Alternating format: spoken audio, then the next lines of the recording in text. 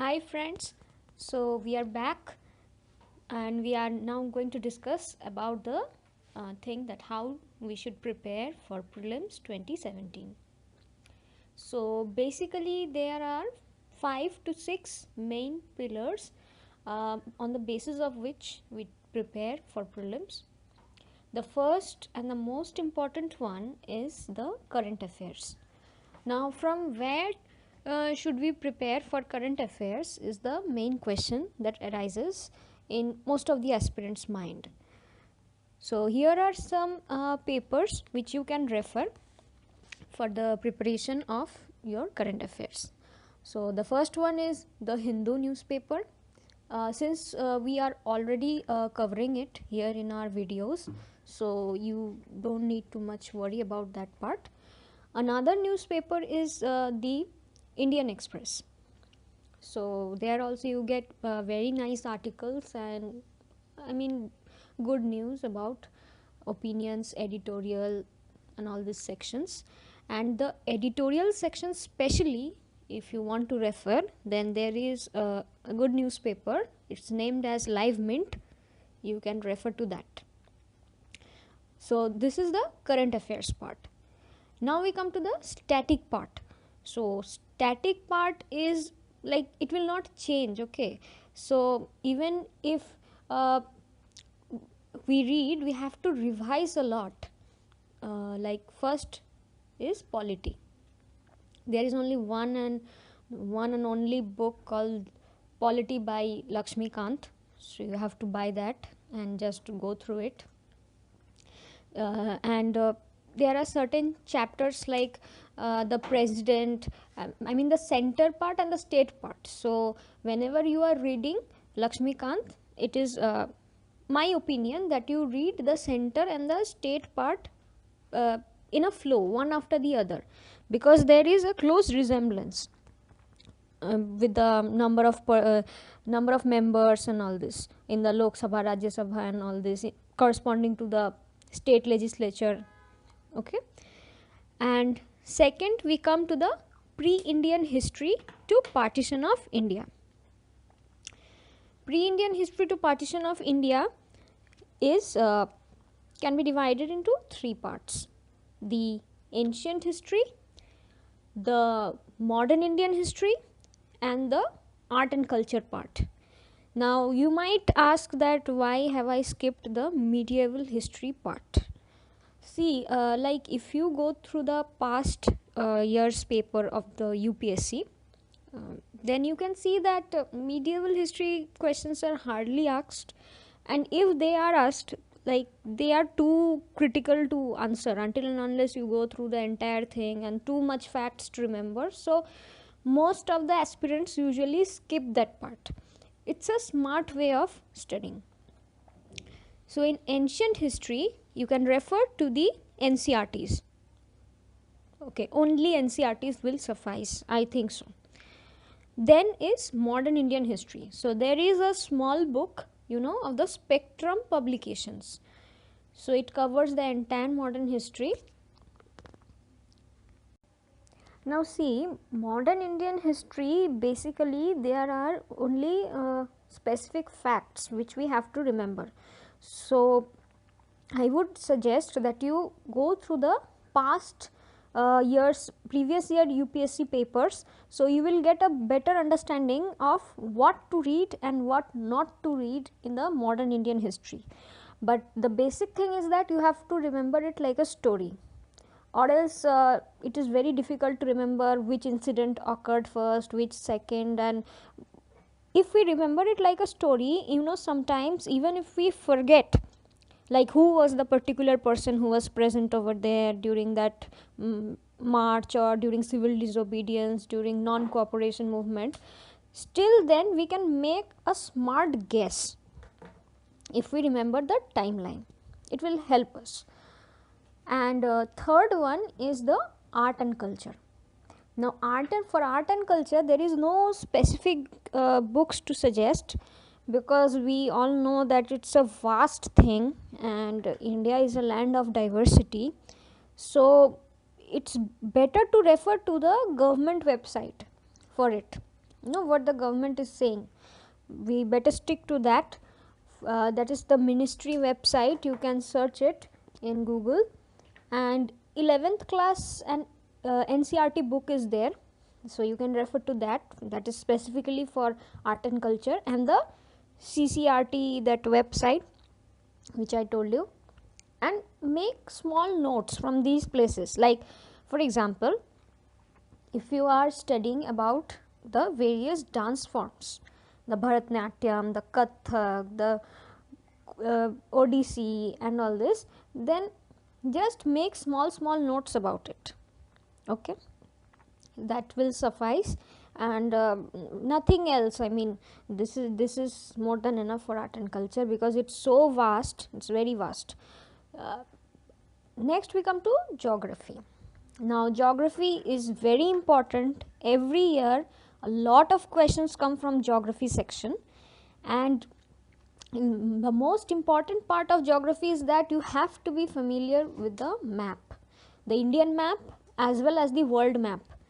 Okay, and for the static part, just refer to the NCRT, 11th and 12th NCRTs, and there is another book which you can refer, that is G.C. Leong.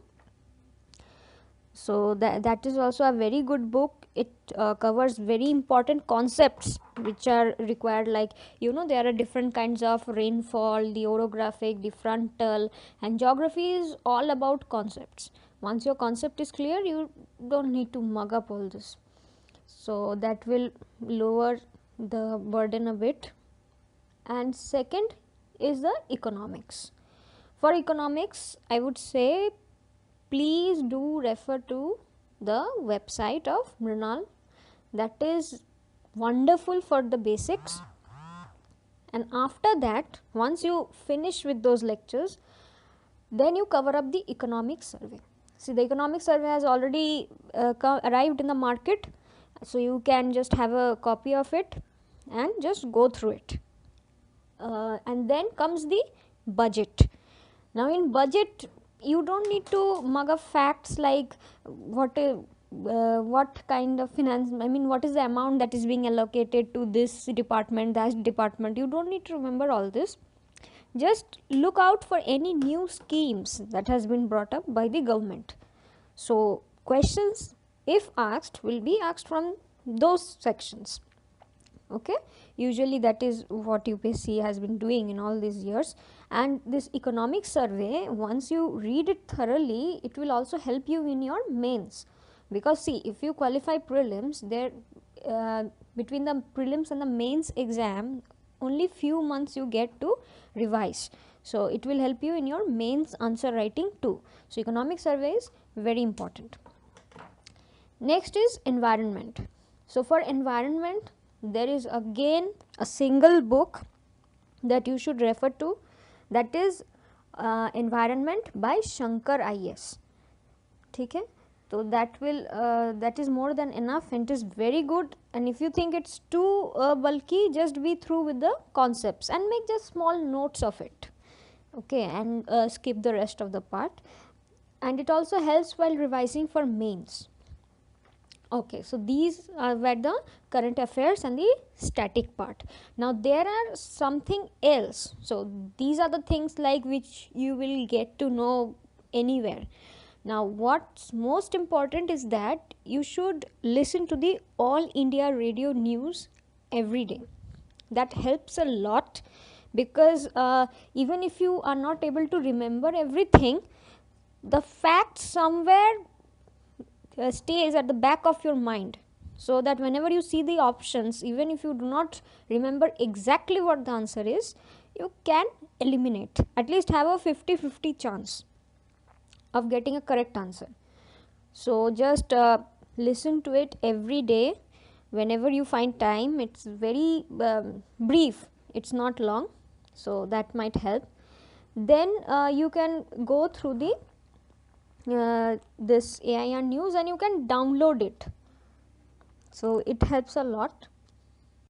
Now every day this AIR news is not important again, because you will find gradually yourself, once you start listening, that some days it contains certain issues that are related to political debates and all that. So just skip that day and just read, I mean go through the news only for that part which is under your syllabus, and for that you have to go through the syllabus well, okay, and revise weekly.